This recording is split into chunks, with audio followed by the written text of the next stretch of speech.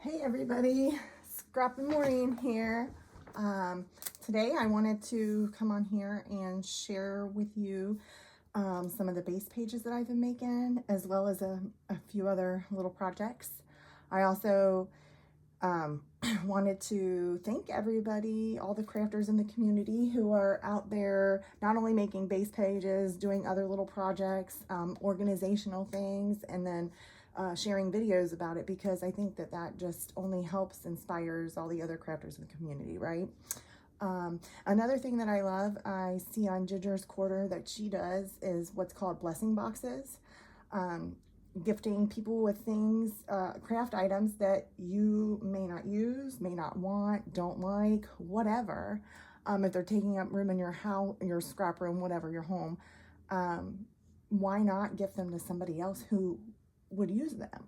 So that's what I did. I sent a blessing box to Terry Rice here on YouTube, because I know I had some things that she absolutely would love, like the Mente things and the chippies, the fussy cutting. I know she loves fussy cutting. So things like that that I thought she would like, I sent to her because they had been sitting here gathering dust basically. But I actually want to tell you guys how much I've never done base pages before this, watching other ladies in this last few videos I've done. But I am absolutely falling in love with it. I can get at least 10 done in a day, if not more. So it's really, I feel like in the end, it's going to help cut down on the time that it actually takes to make a page. So I did go through some other like smaller collections. Sorry for the glare here, but this is one of the collections. And these are the only scraps that I have left. I killed it. So I did this with a few different ones. So for instance, let me show you. This one was a Simple Stories collection from, gosh, knows how long ago. Excuse me. So I had quite a few scraps, nothing, no full 12 by 12 sheets. So it was just scraps. So anyway, here is one, and I made a little photo mat to go with it, possibly. So there is one there. This is from that same line. And I also made another photo mat. And of course you could flip this whichever way you want, really. It's versatile. Oh, and I knocked my light. Sorry about that. Let me fix that. Okay, there we go. This was a combination. Okay, this little yellow paper came from Crate Paper Snow and Cocoa collection, but I thought it went really well with this paper. And oh, this is also, this back mat, the black and white, is also from Crate Paper. But the rest of it, I believe, is from an old Hip Kit Club, to be honest with you. I also went through and found a bag of nothing but Christmas papers from Hip Kit Club, and none of them were 12 by 12 either. So here's this one. Okay. And this one, it looks like a Hip Kit Club one to me too, as well, honestly. So, oh, and this might be a paper from somewhere else. I don't know, but I remember the rest is Hip Kit Club. So there's this one and a photo mat. Okay. Now this one I didn't have enough leftovers to make a photo mat for, but I just had some pretty different papers here and thought I'd use up the strips as I could. Okay, and this one I had really small, a whole bunch of smaller scraps and nothing that could, it didn't look right to me. So I just punched out triangles and made a little page like that. It worked. This is back to Simple Stories, it looks like, in that collection. And I did another photo mat, it looks like. Well, that looks very similar to the other one I did. That is one thing I did notice about base pages, is I'm not as creative. Like, I'm not typically going to my punches or my dies or things like that. So that is one difference that I have noticed. And of course the mixed media too, which you can always add different stamping and mixed media afterwards. So that's fine. Here's this one and that my photo mat. Okay. And then here we got two different photo mats, but that's okay because it matches. I took the strips again, different kinds of strips, and put them together. There's that one. Okay, this is the Simple Stories one again, but a little different. You could do it that way, whichever one. Okay. Let's see. This is, I think it's Hip Kit Club, to be honest with you. So there's that. Another Hip Kit Club. And you can do that way you could switch it up however you wanted. Okay, 2 photo mats with this one. I love this paper. Okay. And this looks like a combination of Some Simple Story. Oh, and I did bring out some washi tape that I just had sitting here on my desk anyway. So that turned out pretty cute. Okay. And then there's this one. There's a photo mat for it. This is going to the Snow and Cocoa collection. Now I found not only scraps of one paper pad, but I found a full paper pad down in my basement that I hadn't even opened yet. Plus I had the 6x6 as well. So I did quite a few, I think, with this one, a couple of them with that collection. Here's another one. Oops. And there's a photo mat. Okay. This one's a little bit different, but I think it turned out really cute. And there's a photo mat for it. Okay. Now this one, you can probably, if you look really close and tell, these are 3 different strips of paper, a wider one and 2 smaller ones, but I just put them together to make one big piece. And it worked. Unless you look really closely, I don't think you can tell. And here's this, I love this paper, it's just so cute. I love the colors of this collection, which is probably why I bought 2 whole pads of it. Okay, and then here's back to that, I was gonna say Halloween, it's not Halloween, it's Valentine's Day collection. So there's this one. And let's see, okay, then I put some little pieces, cut aparts here together in a photo mat. Who knows where my mind was going with it. Okay, same thing, another, and there's that one.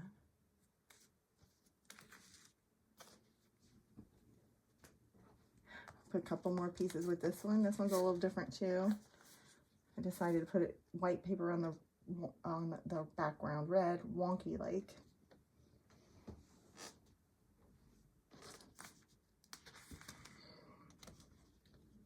Okay, and this is going back to, gosh, Amy Tan, I think. This is back from the original pile that I started with. So there's that one.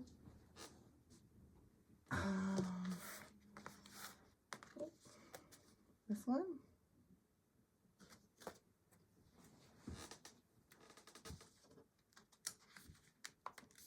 We're sticking together. This one, I guess you could do it either way, it doesn't really matter. And this is from Webster's Pages.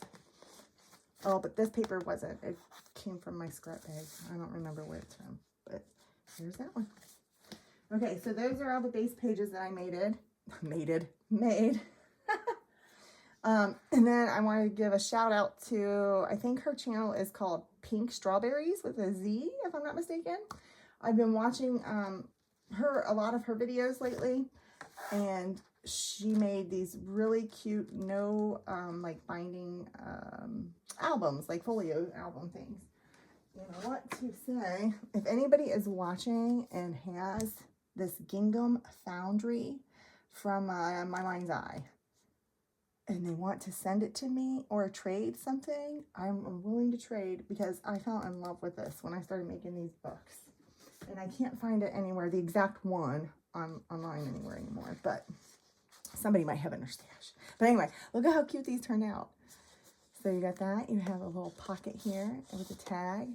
You have a little, I guess, double-sided pocket with 2 little tags in it. And I put a tab up there like she did in her video.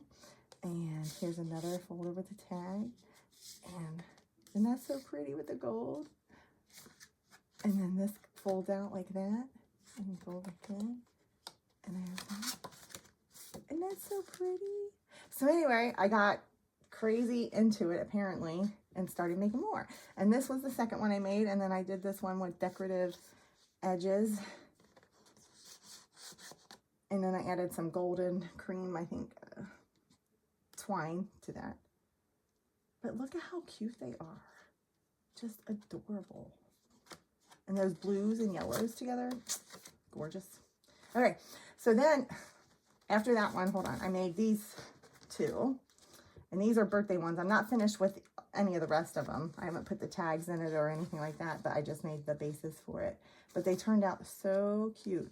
And one, I accidentally put an extra pocket. It's not this one. It's the next one, I guess. But they turned out adorable. And of course, this is a birthday theme one. But how cute. There's the extra pocket.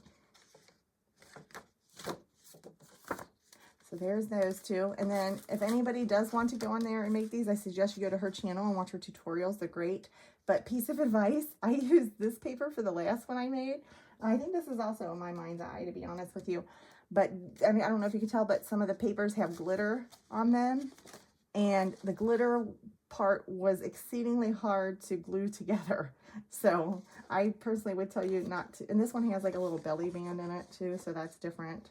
And like I said, I haven't gone back and done anything to these yet, but I do plan on doing so. But they're just so cute. And I've also been doing lots of organization as well. I went through all of my letter stickers and color-coded them and organized them that way. My husband brought me home a new rolling cart. So that was awesome. I was able to now have a rolling cart where I put the wood lid on the top and put my die cutting machine on top of that. And it is awesome. So that whole cart is just nothing but my stamped die cutting cart. And it's great. It's perfect. And then I went through all of my stash and all my iris containers. I went ahead and went through all the collection pads that I had, all the collections that I have, and divided them up by manufacturer, unless it was like a big holiday like Christmas or a season like fall, you know, if I put all that stuff together. But so yeah, I have just been going at it and getting things knocked off my list and feeling so accomplished because I've been using all the stuff from my stash that's been there for years and hasn't been touched. So if you're looking for something that will help you do that, all of the things I've showed you, the base pages and these booklets, these projects, and watching other people's organizational videos and getting new ideas, those will help you, I promise. So thank you so much for tuning in today and joining me. Come back. I will be showing more videos soon. Happy crafting, everybody. Bye.